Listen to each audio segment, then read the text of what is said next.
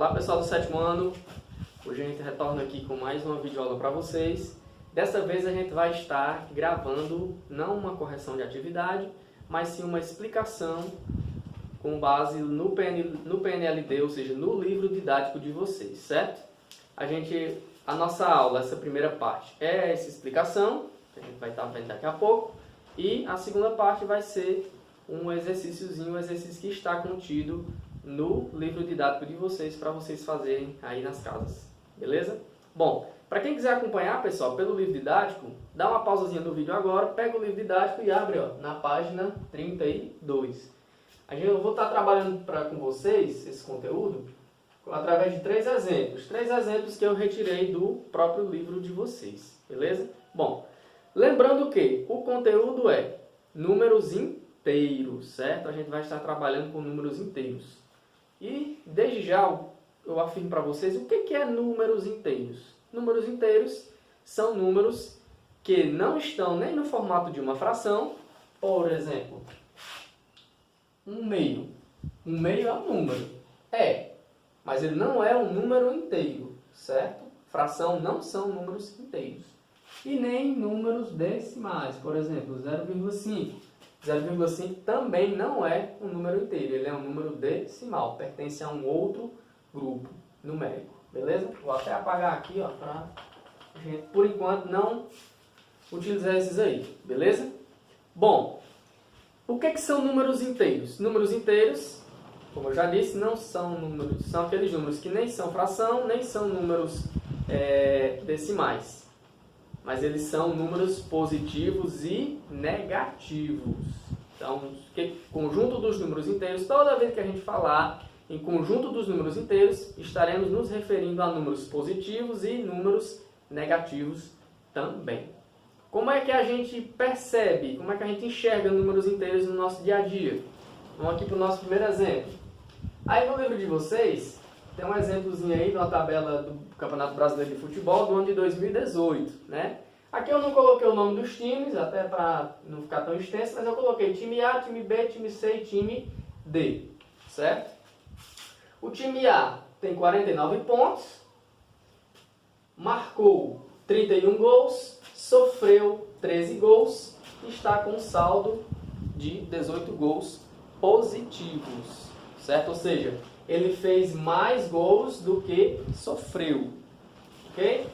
O time B, ele tem 31 pontos, ele tem 23 gols marcados e 27 gols sofridos. E tem um saldo de menos 4 gols. O que é esse saldo de gols, pessoal? Quer dizer que esse time aqui, ele sofreu mais gols do que a quantidade que ele marcou, certo? Ou seja, ele sofreu 4 gols a mais do que a quantidade que ele marcou. Para calcular o saldo de gol, quem acompanha futebol sabe, né? Inclusive, tinha uma atividade que a gente corrigiu, tinha um exemplozinho parecido com essa.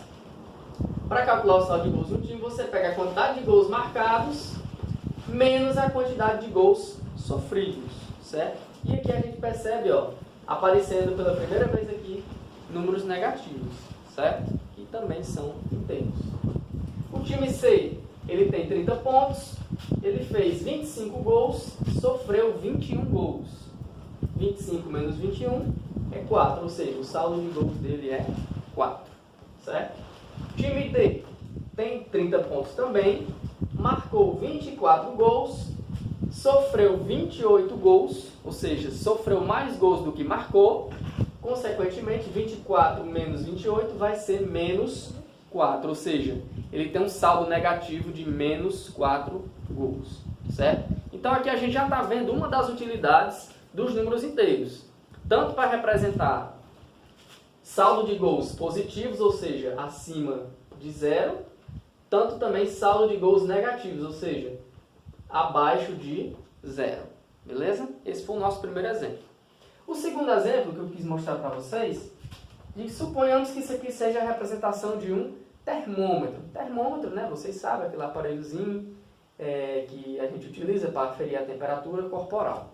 Os termômetros hoje em dia são mais modernos, né? São os termômetros digitais, mas a gente tem aquele outro tipo de termômetro que é através de um líquidozinho vermelho que a gente chama de mercúrio, que é conhecido como mercúrio, que ele é sensível ao calor.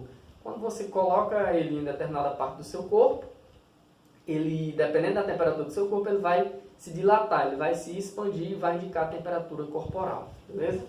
Bom, aqui eu coloquei, fiz essa representação aqui de um termômetro. Aqui a gente tem o ponto 0, ou seja, 0 graus Celsius, lembrando que a gente mede a temperatura aqui no Brasil em graus Celsius. Para cima, a gente tem as temperaturas acima do zero. Coloquei aqui 3 exemplos, ó, o 5, 10 e o 15. Temperaturas acima de zero, certo? E para baixo do zero, eu coloquei as temperaturas negativas, certo? Coloquei aqui como exemplo o menos 5 graus Celsius, o menos 10 graus Celsius, o menos 15 graus Celsius.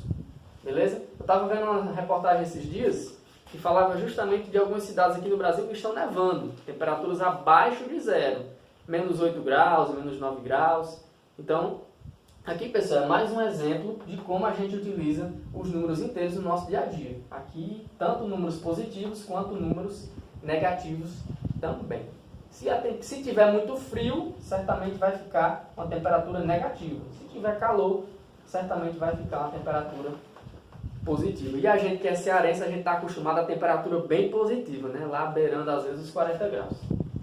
Para finalizar, pessoal, coloquei aqui um terceiro exemplo, a nossa reta numérica. Né? Você já deve ter visto reta numérica em alguns exercícios que a gente já passou para vocês, tanto em sala de aula como à distância, né? E aqui eu coloquei essa reta numérica para representar, também tem no livro de vocês aí, como é que a gente representa os anos. Geralmente a gente diz, tantos anos antes de Cristo, tantos anos depois de Cristo.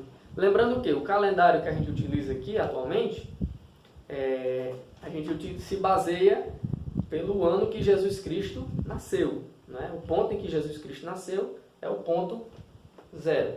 Ou seja, para trás vai ser os anos antes de Cristo, para frente vai ser os anos depois de Cristo.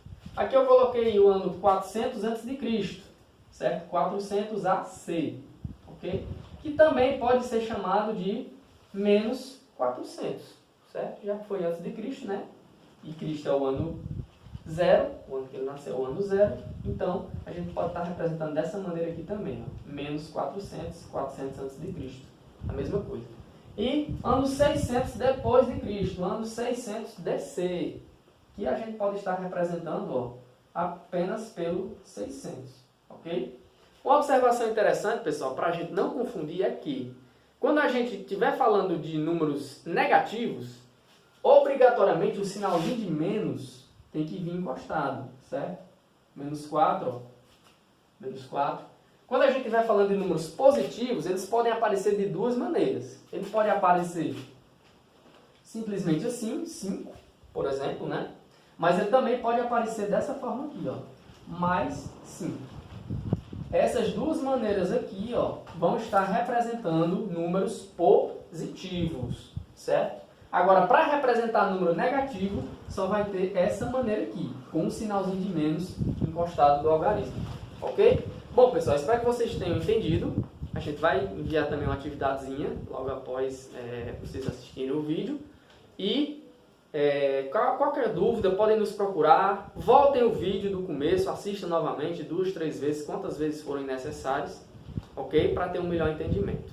Bom, por aqui a gente vai ficando. Espero que vocês tenham entendido que agora façam as atividades. Beleza? Até a próxima.